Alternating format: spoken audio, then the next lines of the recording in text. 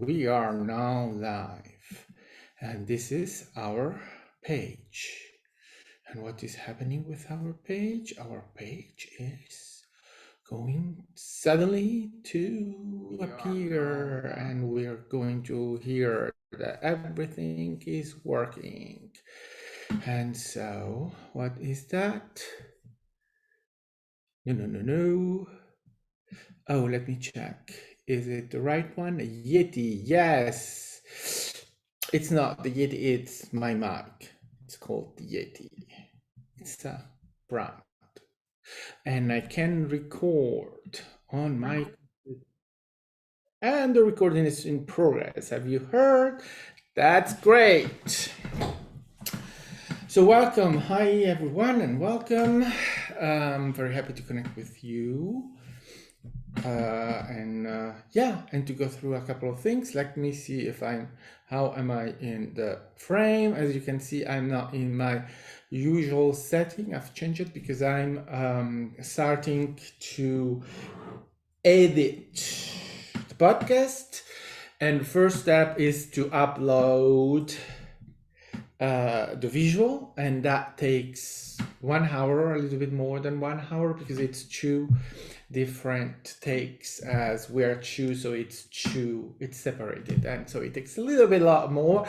And if I stay on my computer, you'll hear the computer working because it's a little bit loud. So I choose to sit at my table. Yeah, the podcast is going to go up today, later, and this time. So go and listen to it, where it's very interesting. It's amazing, as always, right? You know that, and and if you don't, doesn't matter. Because we are.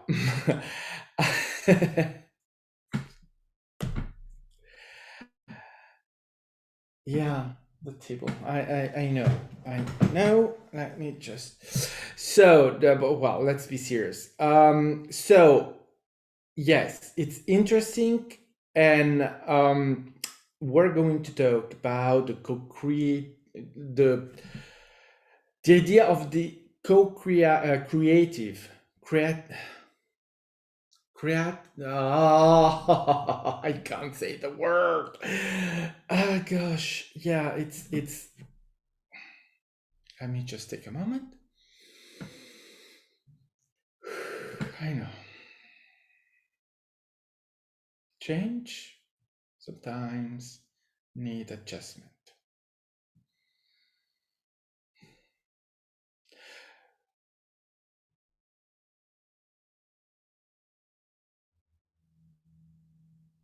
So we are going to talk about, in the podcast, the Madden God, and I invite you to listen to it. We're going to talk about the co-creative reality of Earth as a human collective, specifically the singular Earth you create every day for yourself. As you know, we have the idea or the belief, it's not an idea, it's a belief. We have the belief system that there is a sphere, planet, Earth, that exists in space.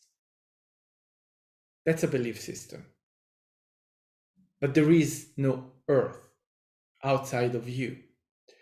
So what you create is your Earth, so your reality, where you are right here, right now. Now, that is the way it is, but for our experiences, for our lives, it doesn't matter, right? It's not something that is going to change anything for anyone. It's simply what we experience. It's the belief Earth is a sphere outside of me where 8 billion people are having their activities, right? In that same Earth that I am right here, right now, me, right? I'm on this and they are on this too. No, you are on your own Earth. You do not create a planet, sphere outside of you. You only create what is there right here, right now for you. And again, that has no impact on your life because your life happened without the need of having any specific notion of it. So don't stick to it. However, that nevertheless, if you want, only if you want, it's something that gives you perspective onto your creation. Because that belief system, that same belief system, may give you the idea that you are creating Earth. You are not creating a sphere, planet outside of you. You are creating your own Earth. And that's what we are going to talk on the podcast. And it's a very interesting topic and discussion, especially because, you know,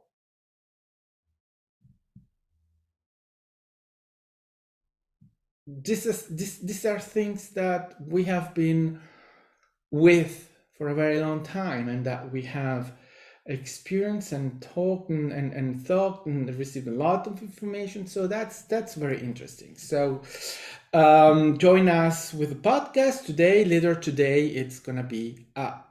As I said, I'm starting with the editing process. Yeah. So I'm back today. I was yesterday. I came live, and well, yeah. Sometimes I say, well, when you are in a don't do stuff. Yeah, no, I decided to do it. Nevertheless, even though I think that if you have watched yesterday, especially in the beginning, you've seen my ego, right? You have seen my ego clearly and totally put out there. Yeah. But it's all right. I've been evolving this last, well, gosh, it sounds like it's just happening right now. Well, let's say that in a different way. In my evolution, this last few days, I've had a big shift in my reality, in my creation, so in me, which means that I've changed myself, and that change, it's specific for myself. It's a process that is specific for myself. Everyone and each one of us, we have our way to do our work, our evolution, our ascension. And yeah, that's one of the things that I wanted to say. Well, when I say ascension, so I have been ascending these past few days. What does that mean? Well, nothing really, nothing great, nothing exceptional. We are ascending all the time. You see, we have an idea of ascension as being that big event or a event. I have to ascend mean, oh, sometime in the future I'm gonna be a fourth, fifth, sixth, seventh dimensional because I'll be ascending. No, that's not how it goes. Or there may be a huge big event of ascension.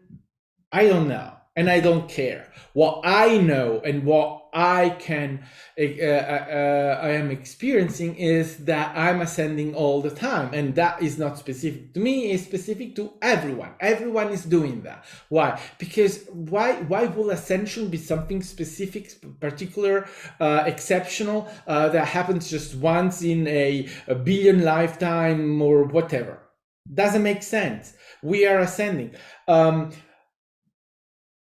And I know that, right? If you have seen the roundtable we spoke about ascension tips or ascensional, how to see that you are ascending. Can't find the word. It's not a problem.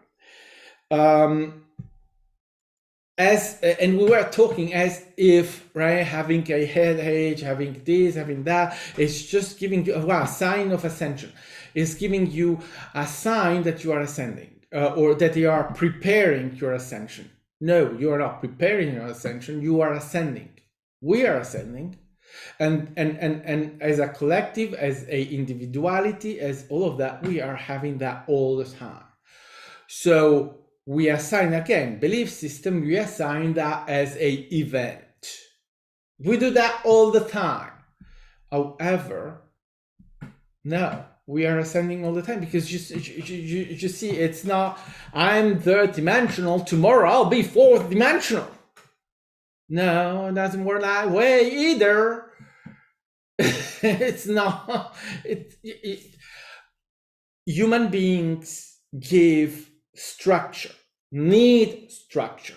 They need to have everything under control. And I mean, I've been there, and I've evolved in that, but it's something, control is something that is so strong and so there, and it needs a long time and more than I thought it would. But anyway, so we need to control how ascension work, how our going from this to that. We need to control all of that. And so we need to structure. Even the idea of ascension has to be structured.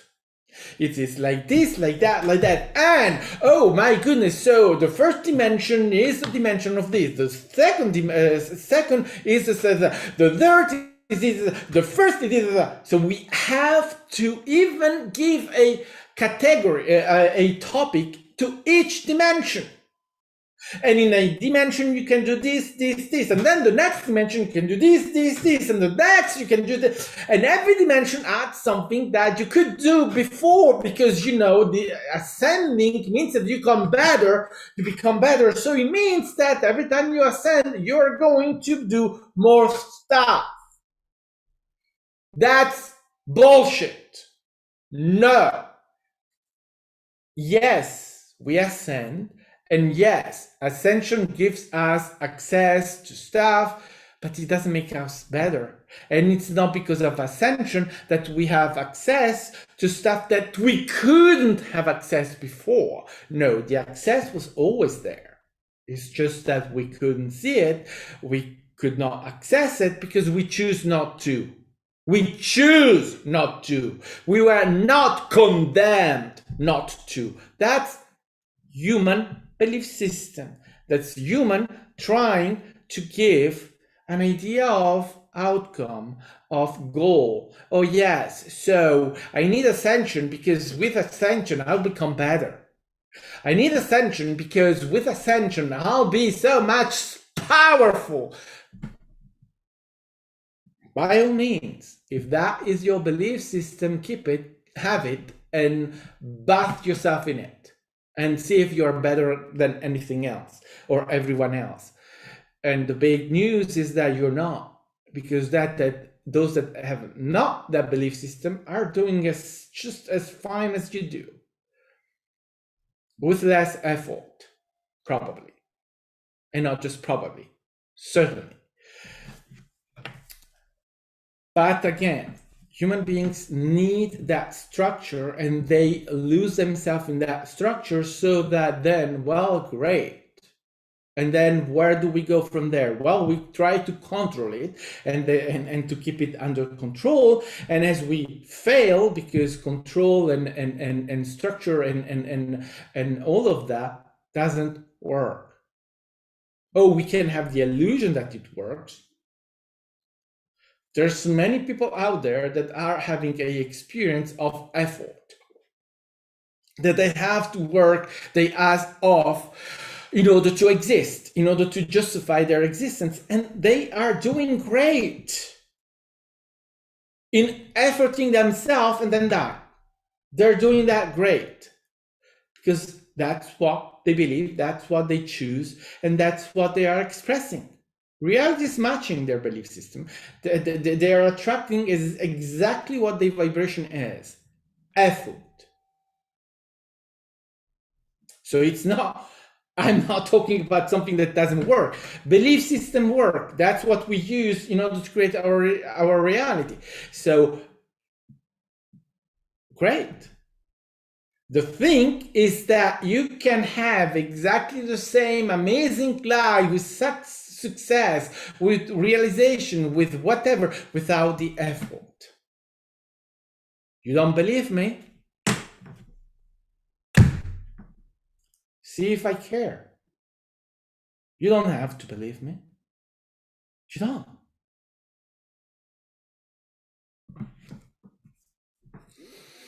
But try not to put effort.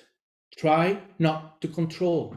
Try not to be egotical about all of this. Try just to give it a chance. Have you tried to give yourself a chance? Did you? It's up to you. However, so I was saying, I'm going through this evolution, this ascension, and as I'm having this, I'm going through many things. And the first thing that I had was that it's not the first things. You see, I just use words that, yeah, yeah, but it's fine. I'm noticing it. So one thing that happened was that I had a dream, and that dream was that my father died. And I well, I was there, and there was the experience and all of that. And in with that, I was in pain. So in the physical world, I was in pain, and I had a lot of pain for days, and it was not going away. I knew that I was not having a heart attack, even though it was located in my chest, but it was in my chest without being in my chest. But it was there, and it was not going away. I tried the painkiller, but yeah, it helped, and it didn't, because the pain was not really going away, even if it diminished a little bit. But it's because the pain was not really located in the body, even though it was, I was feeling it in the body, but it was there. So and not the first time, so I know it's not hard. If it had been the hard, it will have already been done for me a long time ago. So I recognize it, I know it, so I'm not in fear when that happens, even though I know something is happening. And so the pain was there, and then when I had my dream, my father dying, when I opened my eyes, I didn't know where I was. I don't know if you ever had that experience, but I was absolutely, I didn't know. I was like, where am I? I couldn't, for 5 seconds, I couldn't recognize my bed, I couldn't recognize my body, I couldn't recognize the place, I couldn't recognize any of that. I needed a little bit of time to acclimate myself back here, because I realized I had no clue about anything that was that here and now. So again, as I said, that's my way of doing things. It's not about anyone else. It's me.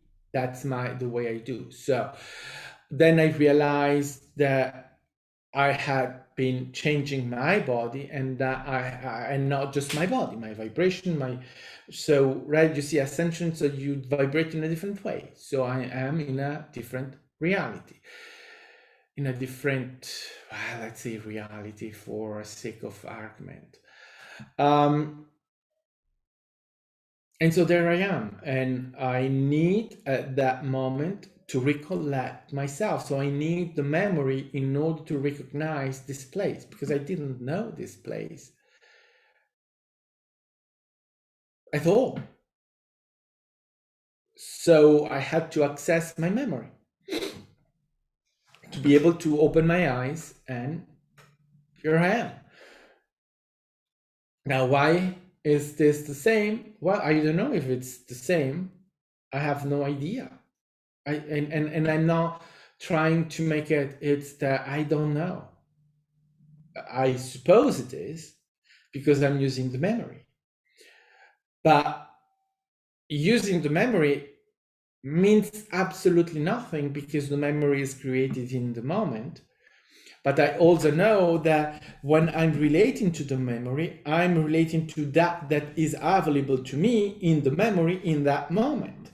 Meaning that in another moment, I may have recollection of different memory, and I don't know that is a different memory because my memory is not limited to what I remember. My memory is universal. I remember everything of me. I have all the data is there. However, in the human realm, I only have access to that to which I have access in the moment.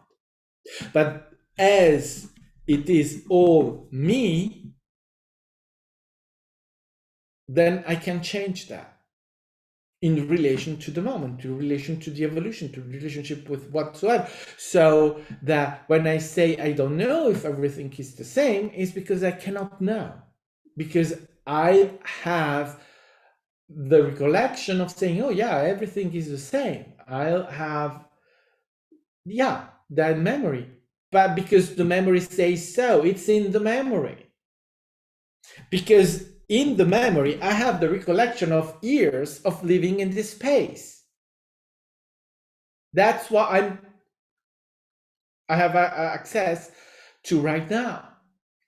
But in the next moment, I'll have access to the recollection that I've been living in a, I don't know, in another country, and in a scraper in an apartment that belongs to me, in Asia, in right, and I'll have the feeling that that is it, that with years of memory, and it feels that way. But and I cannot remember this because it's not in that, but it's still me. It's always me. It's the same me.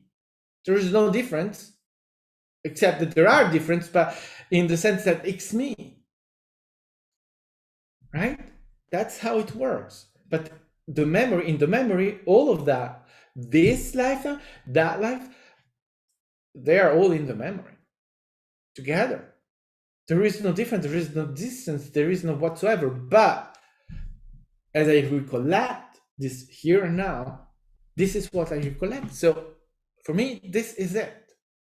That's why it stays the same, because of the memory.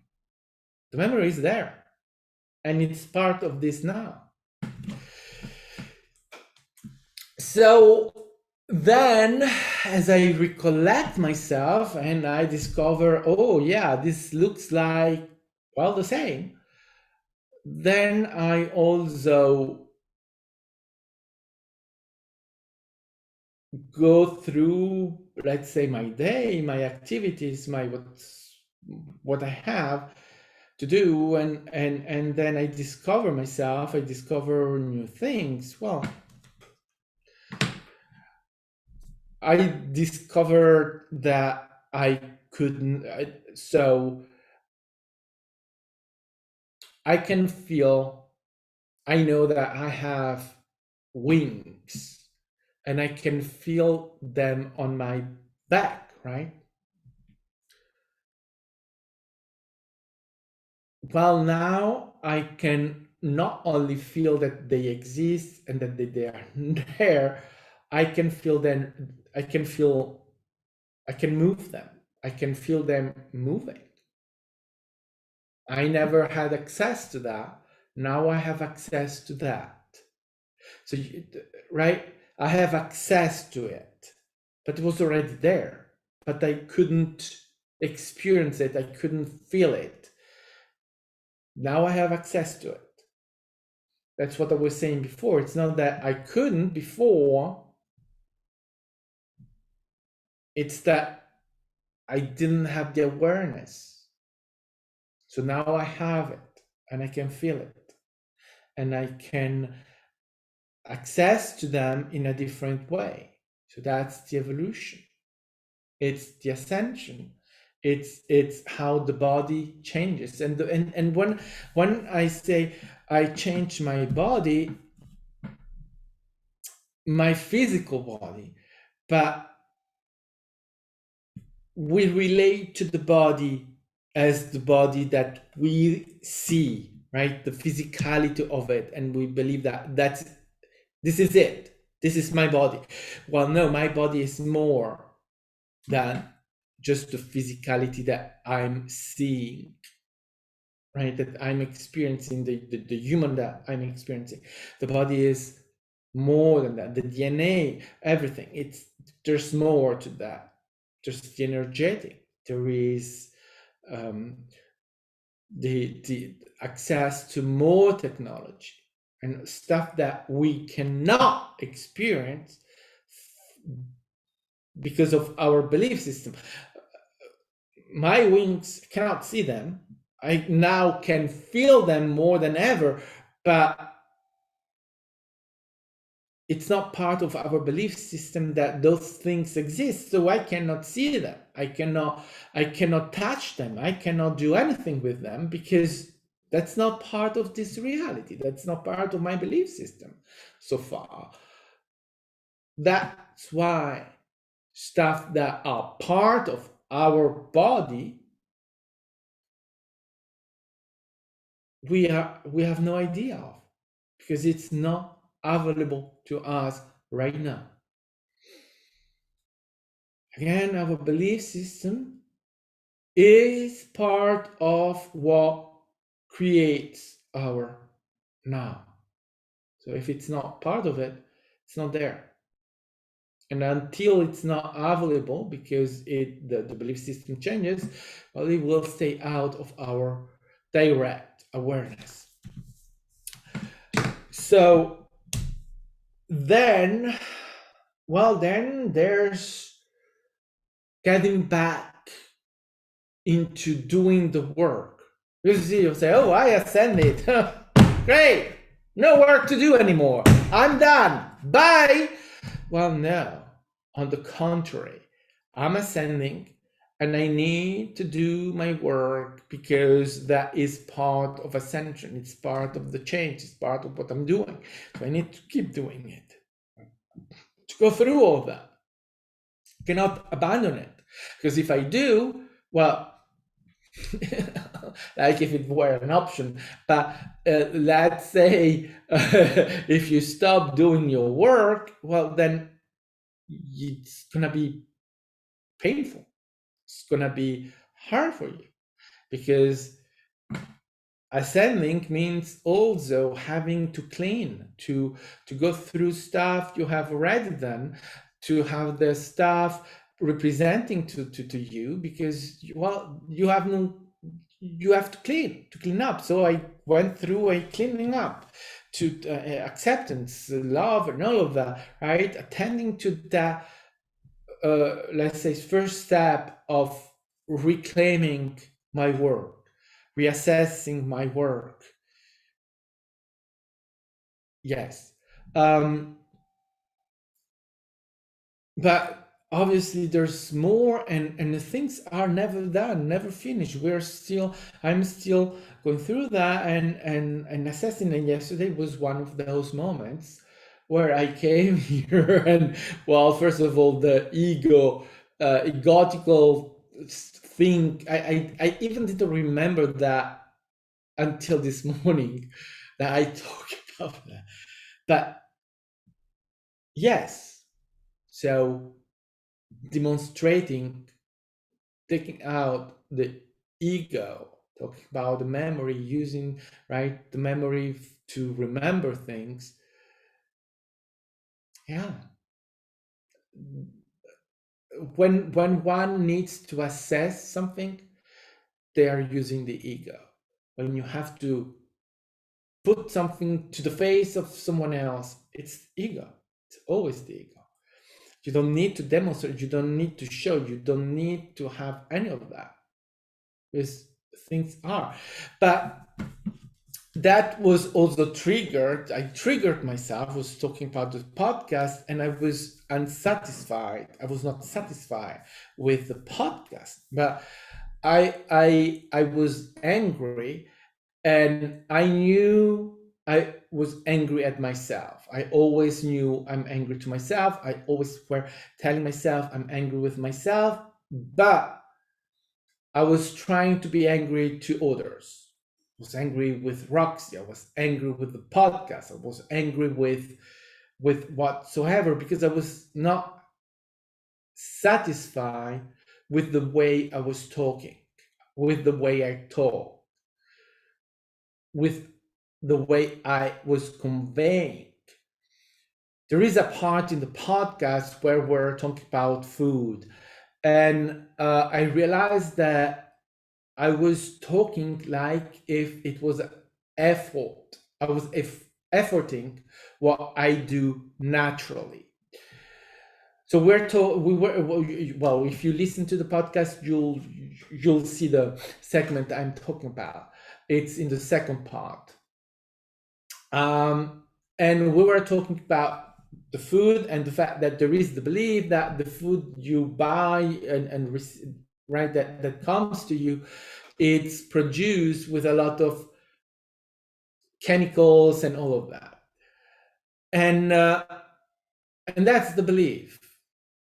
Now it works for many, then but it has to be effortless. It has to be just the way you are. You do not discount it. You do not fight against it, and that's the problem. I realized that I was conveying an idea of I'm fighting against that idea of chemicals on the food, vegetables, fruits, and all of that. That I'm fighting against it, and my ego is saying, "Oh no, my food, no chemicals," which is not what it is. But I was conveying that in that way, or at least that's the feeling I have. So I got mad of that. Yeah, I got mad of that. But then I was mad for that, but I was mad at Roxy because she was guilty of I don't know what. And she did nothing. But I needed someone. I needed to be angry. And I knew that I was angry with myself because I'm efforting too much what I'm saying, trying to demonstrate too much when I'm saying it, to get the point landing where who give a fuck if I'm landing a point? Well, apparently my ego. So, yeah. But that's part of the process. That's part of taking things, discovering things, and going through that and noticing. You watch yourself, you get to yourself, so that then you have an idea, what am I doing, what is this, why am I reacting to this, why am I angry to this? Oh, I'm angry at rocks. Oh gosh, no, I'm angry to myself actually. Yeah, but I want to stay I'm angry to with her for a while. Okay, no, I'm not angry with her, I'm angry with myself.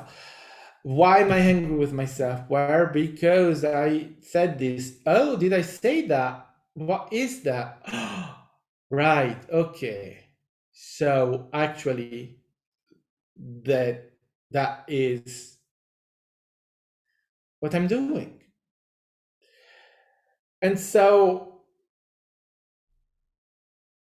then that's part of the process then to see that and go and first of all, well, there is nothing that you can do except accepting it, being it, right? You have to be it. I was angry, let me be angry. But also recognizing what it is that makes me angry, and then I cannot control it. I cannot change it. I cannot. It's the way it is. So I need to. Well, I need. So then the process of going through that, being that, recognizing myself, and recognizing also that this anger and the way I looking at it has changed, because my anger was coming from me recognizing something that I've been doing in my memory and that I was still doing in that moment, and that my awareness of I'm changing was saying, why am I still doing this as I'm changing and as I'm not relating to this bullshit anymore? But then I need to accept that and to evolve that and do the work with that, because it means that I'm still holding belief systems, I'm still holding circling myself in that. So I need to see that in order to let go of that, to evolve. If I don't see it, I cannot evolve it. I cannot let go of it. I will hold it.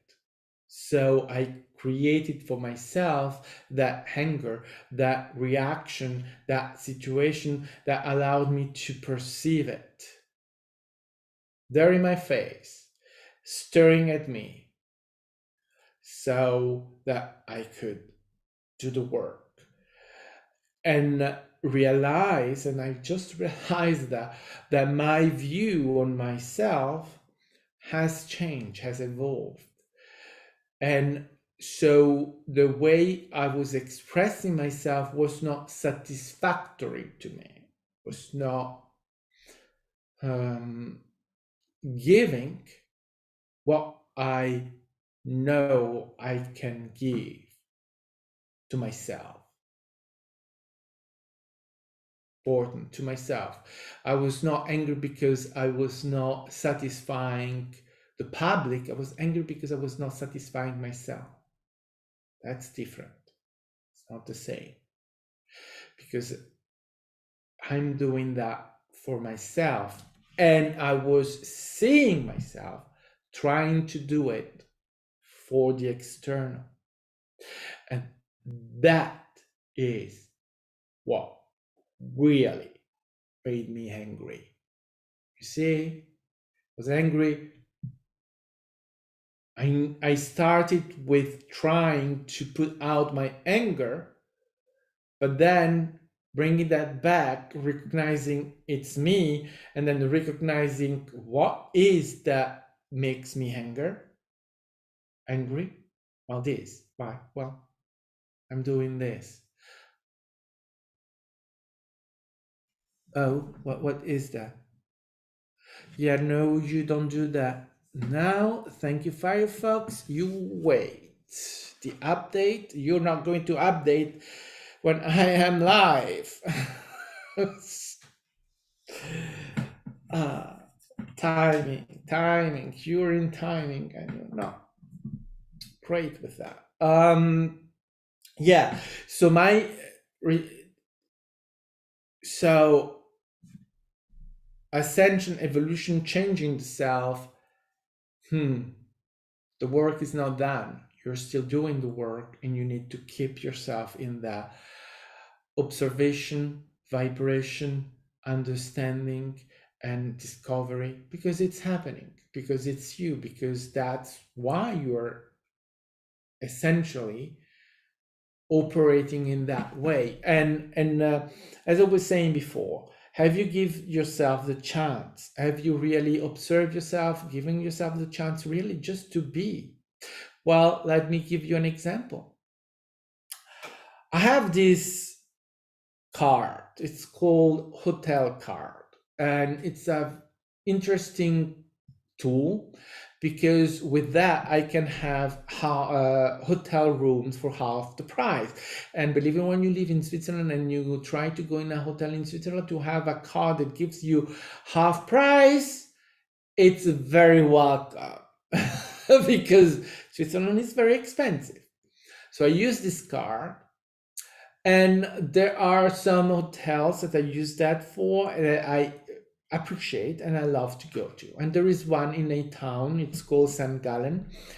It's in the eastern part of Switzerland. It's near I will say nearer because Switzerland is so tiny that everything is near, but it's near the Austrian borders, and yeah, the Austrian borders. And I like going there. And this hotel is in the a little bit outside town, and so it's in the green, and a wonderful view on the Bodensee, which is the lake between Switzerland, Austria, and Germany. It's amazing. It's fantastic, and the view is amazing. So I love this hotel. It's actually a hotel clinic, and we've been there a couple of times, 2 or 3 times already. And well, having the half price is great because, well, then it's affordable, and yeah, that's all the meaning of it. But lately they put a condition.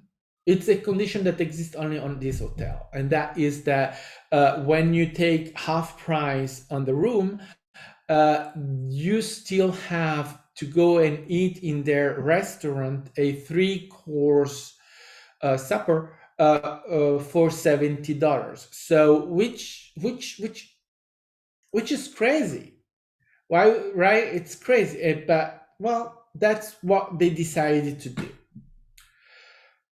last year. So now, as I was feeling lately that I wanted to go and have a weekend on something, some days away, and I was thinking about this hotel, and feeling I wanted to go there. And I checked a couple of months ago. I checked, and I saw that they had no room available with this car. So I put that aside, uh, and lately I had the feeling, that we wanted to go, and that I'd like to check or something to see if I found a room in a hotel somewhere that we could go.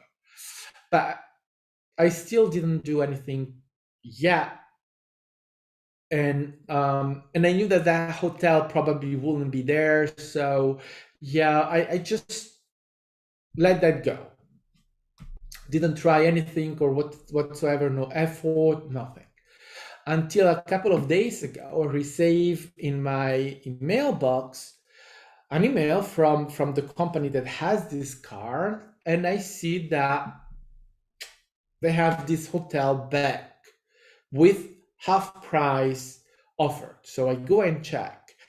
And so not only they are back and they are giving still the half price reduction, now they have taken away the $70 3 courses dinner mandatory. So there is only the room anymore. There is only the room to pay anymore. And so I took it, and so we're going there. So what I'm saying here, with all the story I'm giving, all the thing, but I want to just to bring right the idea, right? This was absolutely effortless. I knew I wanted to have to go away for a couple of days, right? I knew that. I didn't act. I let the opportunity come to me. And I was not trying to have the opportunity come to me, follow me in this. I'm not efforting myself, so I'm not putting any effort, even just the effort of having consciously saying, I need to wait for anything. I could have done that. It's not that it's wrong, but I want just to be very clear. No effort whatsoever means no effort whatsoever.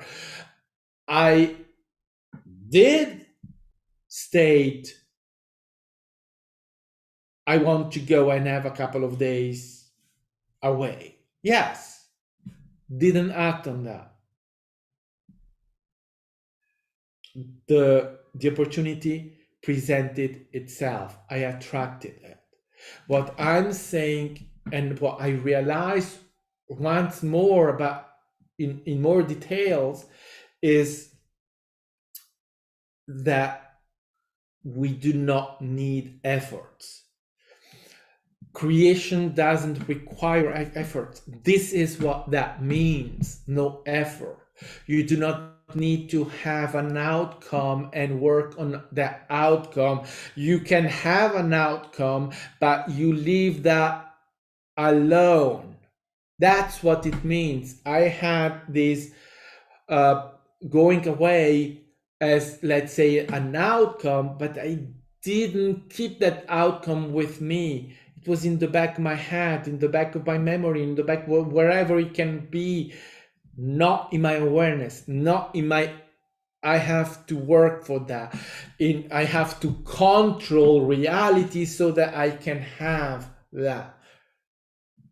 Didn't do that. So by not doing that, what happens? The hotel that I love and where I really love to go, that was not available just 2 months ago or something like that. Now it's back available, and not just back available in available, being available.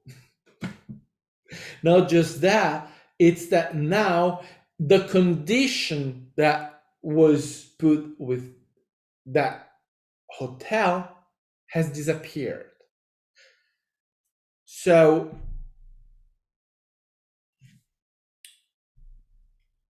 I've seen myself, right? So I look at that. Now, careful with what you express or what you, because it doesn't have to become then a thing of effort, meaning, oh, now I will do that with everything, because then that becomes an outcome, becomes a intention, it becomes right, and you still push it away. It's something that for me, it's right, it's that realization that you let things alone. And that's where I'd like to kick my ass, but it, right, could become emotional in the sense, oh gosh, what an idiot. But then there it becomes regret, and and that is keeping that circle of that kind of thing. There is no regret. We are discovering, we are understanding ourselves, we are evolving ourselves. So we need to go through the stuff we go through so that we can go deeper into that understanding. So acquiring this understanding of how you attract things, and it's not the only way, obviously, that's how I perceive it. It's for me, that what works for me. This, I'm seeing this, I'm realizing, look at me. Here is me efforting myself to obtain something, to have an outcome where I am putting all my attention, and I see, well, it doesn't really work, right? There is a lot of resistance, there is a lot of not happening there. And then look at me, I'm here where I put absolutely no effort, no attention, except the fact that there is an idea of a potential, but I don't stick with the potential, I don't stick with the idea. I've even forgot about that most of the time because I'm not focused on it, and look how that works effortlessly. And it's not just that, it's in many things. It's in when I have my experiences, those experiences are not happening because I am putting any intention on it. My ascension is happening because I am not focusing on the ascension. And I know I say everyone is ascending. We are all ascending, absolutely. But what I mean with that is the experience that go with that, the awareness that comes with that. the memory that is given, that I'm giving to myself, of experiences that are linked with my essential, because most people are not aware that they are doing it. They are not having awareness of the, let's say, connections and the experiences that they are having, not just in the physical but also in the non-physical. They don't know. I have that recollection, that memory that is given, that I'm giving to myself, that is there. Why? Because I'm not trying to have it, because it's there, because it's available in that moment. But it's not a necessity, so I don't need to have it, but I still have it because it's there, and I'm not trying to. That is essential for me. And again, as I said, all the people will have their own experiences, so do not expect the same experience as I am having. You will not. You will have your own. Oh goodness, there are a lot of updates. Yeah. So stick with yourself, right? Other can, so co-creators can give you a taste or a idea, a something, right? Open, create a space for you for discovering yourself. That's what they can do. But the work, it's yours, and the experience is yours. The way it happens to you doesn't happen to anyone else. It's yours, belongs to you. That's how you do you. And here I'm doing myself. So and I'm giving, and I'm talking of these experiences because this is how it happens to me, how I go through it. And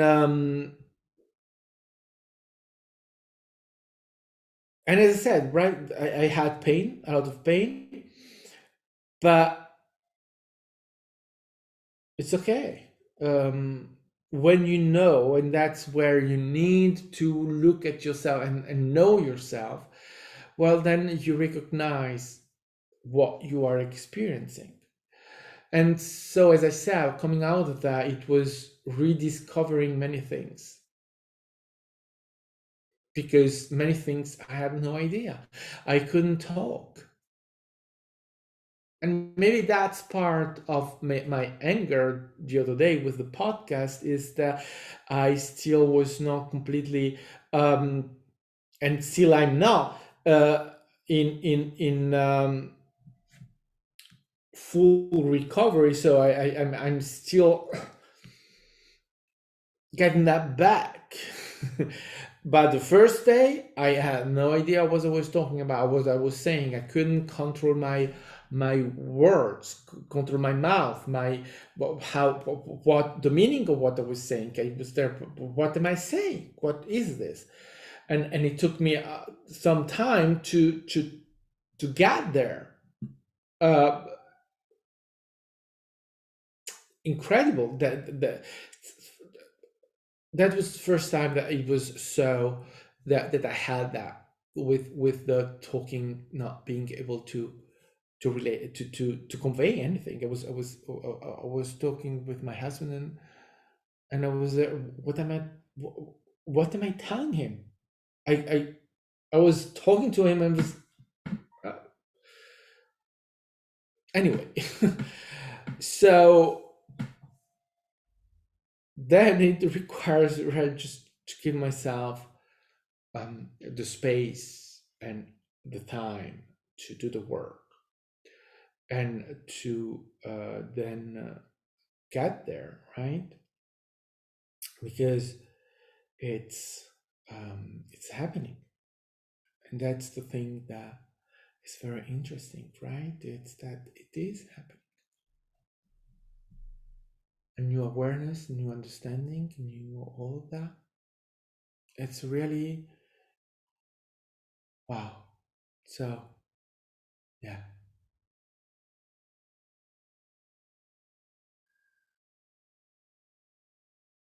All right, that's for another day. I think that I've done enough. So thank you for joining in. Um, I'm going back to the editing so that I can be ready to upload the podcast. I think that one of these, I don't know, maybe, or because it's interesting. I think it's very interesting as a topic. Um, I've been listening to some videos and talking about the Romans and the history, right? That kind of thing, and I realized that because I was talking about the memory before, and I realized how. So I see that what we are doing with history is that we are making we're making it 21st century. So we are talking about history, but we are making it absolutely uh, um,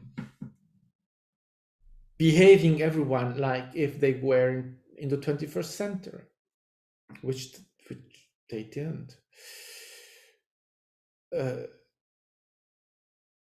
and then it's shown in movies and so where you have an idea of these people, these Romans, the culture and all of that being that they had a idea of family, that you see a lot of men with women, like if men were just going with women, and like if there was any idea of family or that they were working for the family, that family was pressure, where that was a society, patriarchal society, with just one thing: the master and everyone else, and the master man, not mistress. There were no mistresses. Master of the house, the man, and everyone else was slave to the master. Essentially, women were there just to have children and to educate children. So when I say children, you in that society you have to give it to 0 to maybe 8, 10 years old. After, if you could even keep the idea that they were waiting that long inside society, I don't think that you can really stay a child for very long. But that's the society, right? That's a very militaristic and a violent society in many regards. It was not a nice place to be feeble, to be, you were on the top or you were a slave. There was no in between. There was no place for a woman.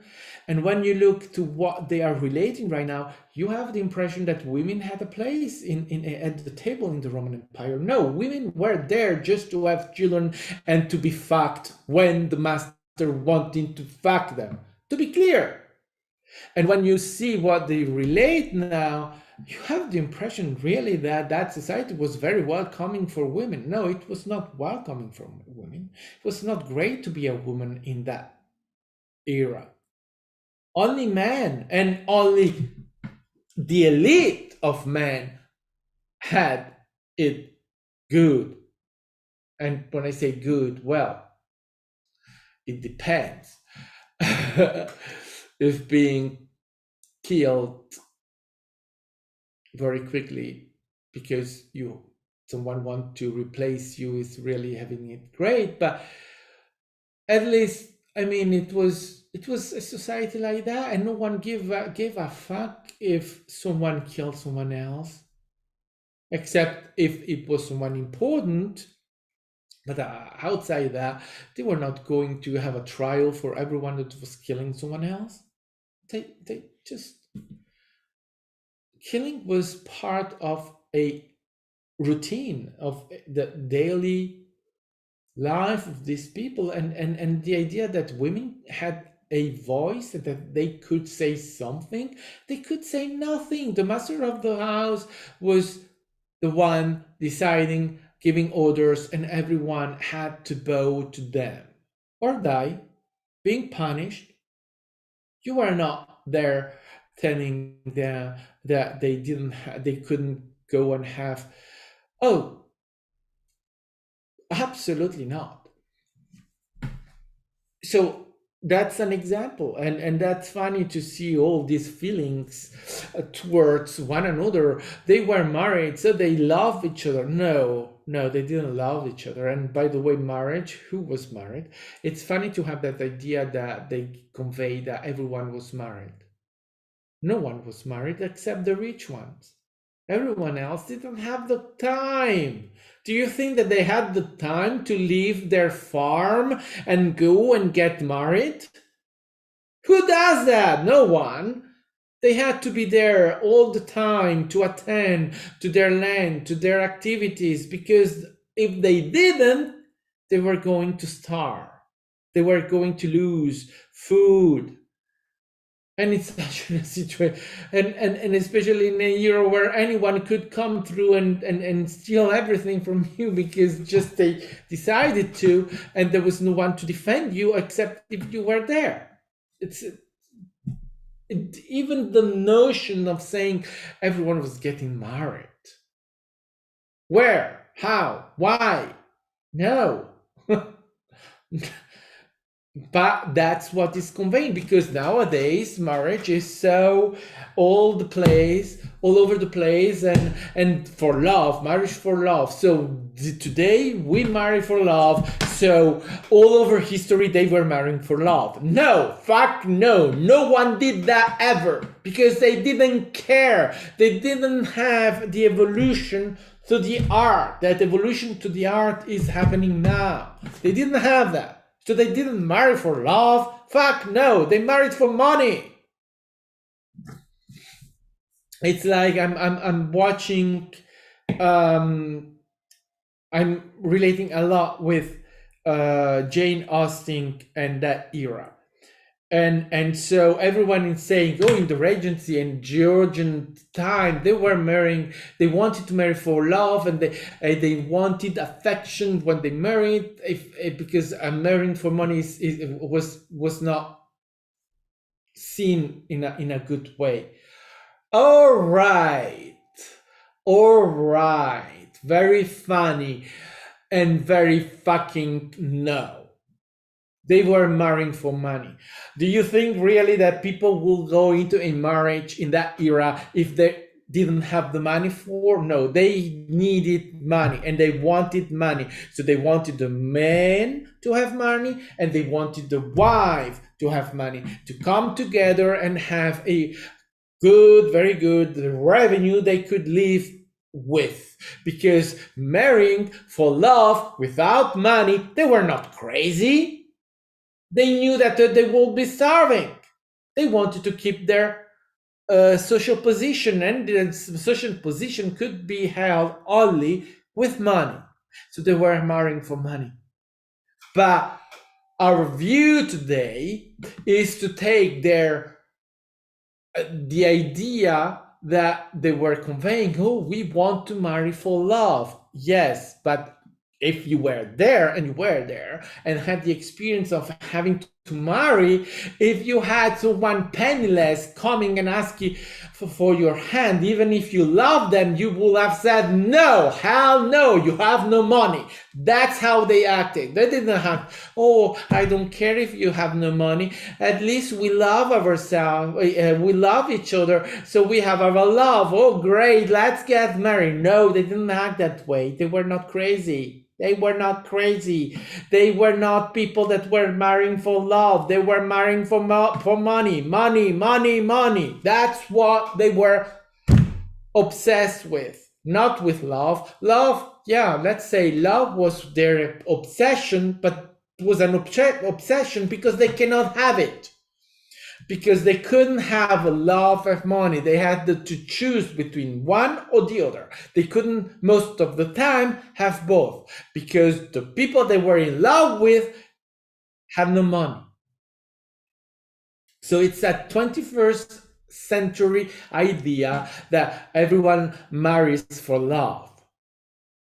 It was not their idea. They wanted money. And that's true all over of history, because they were not heart-centered. So they wouldn't have the notion, they didn't have the notion that love was essential to fulfill life, to have a fulfilled experiences in marriage. Why would they put love at the center of their existence where it was nowhere to be seen most of the time? But then our idea, 21st century, oh, things are like that. We have love, we marry for love. So everyone in history must be marrying for love. And so it becomes historical fact that they marry for love. And so history become fucked up, a fairy tale that doesn't relate to the moment. If you want to understand history, you have to relate to the moment as the moment is, not as your moment is. Because if you are using your moment and putting your moment all over history, you are not relating to history, you are relating to yourself, to what you have in that moment. It's a different thing, it's not the same. So the Romans were not using their heart, they were not nice people, they were people that were living in a militaristic empire where they were killing everyone that was not a Roman.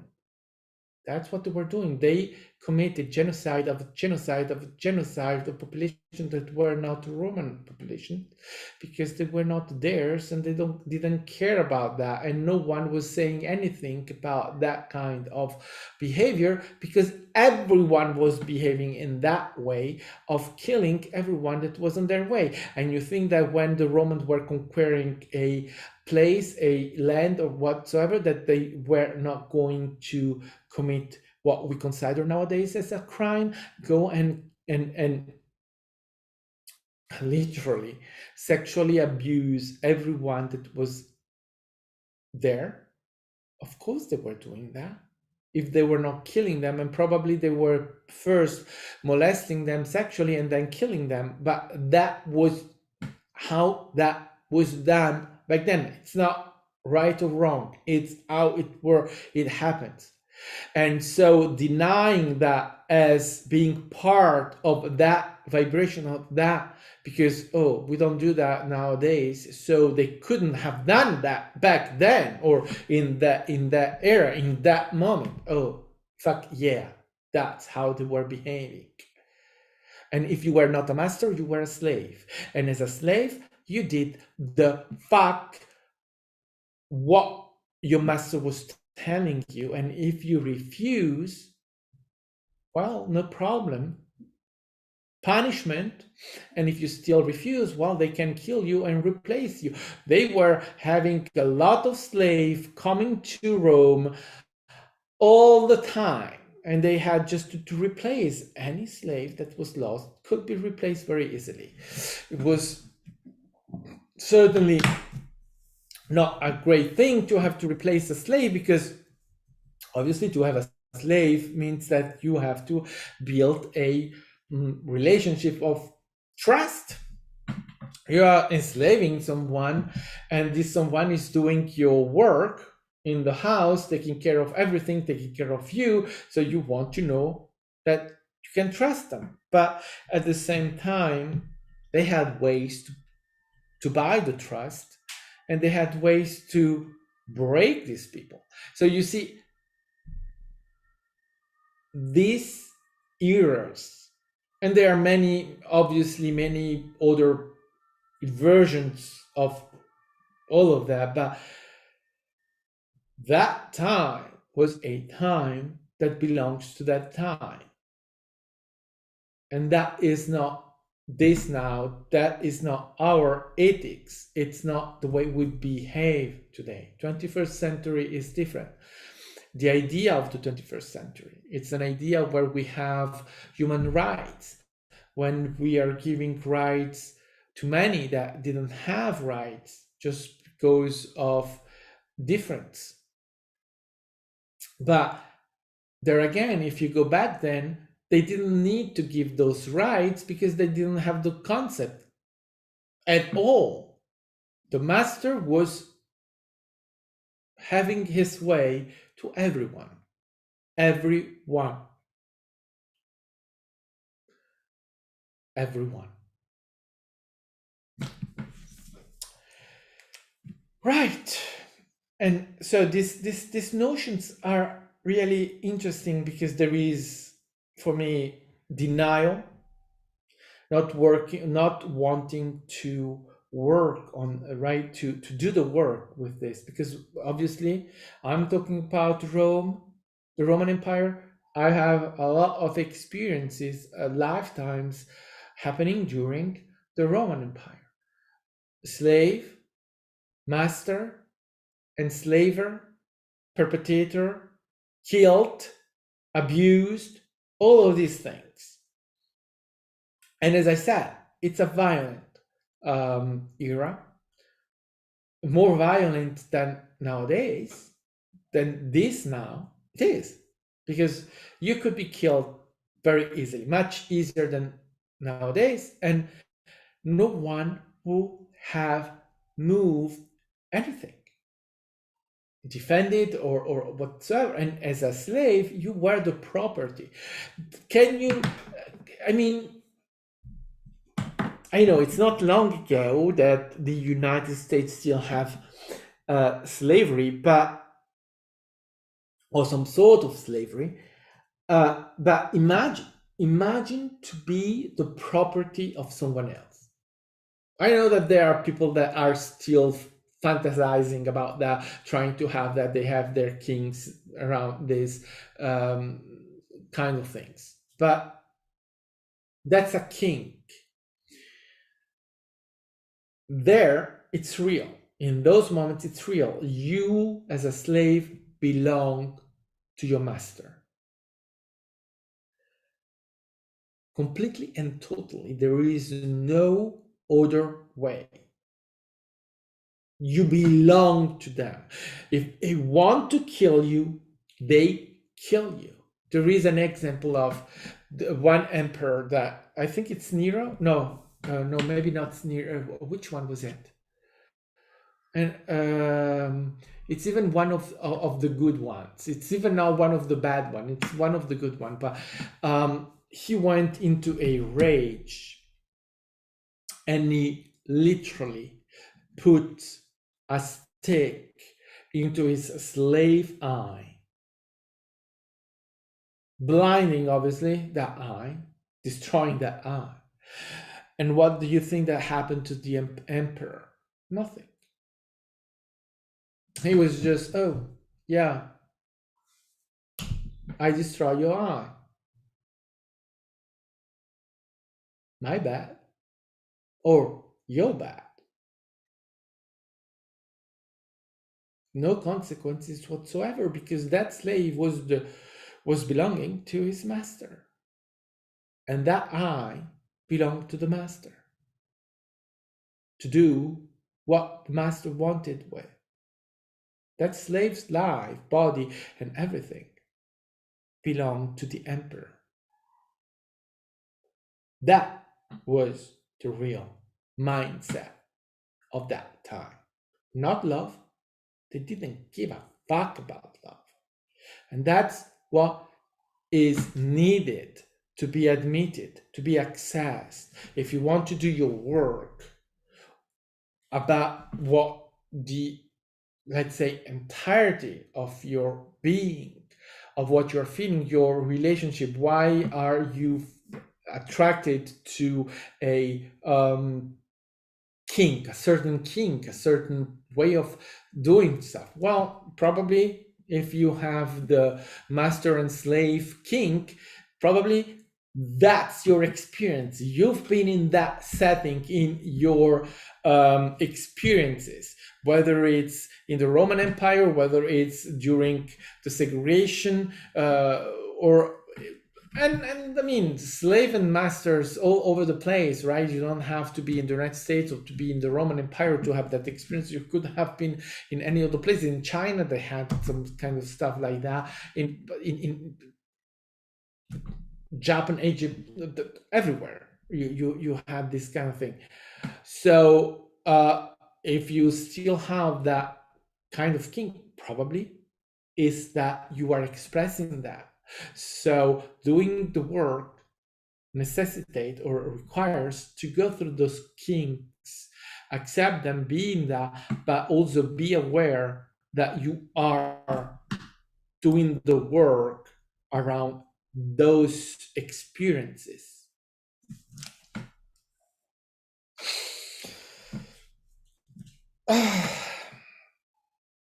And in order to do a great job with that, deny the the era by modernizing it, it's not going to really bring you to the understanding of all of that. Right, so now we're really done with this.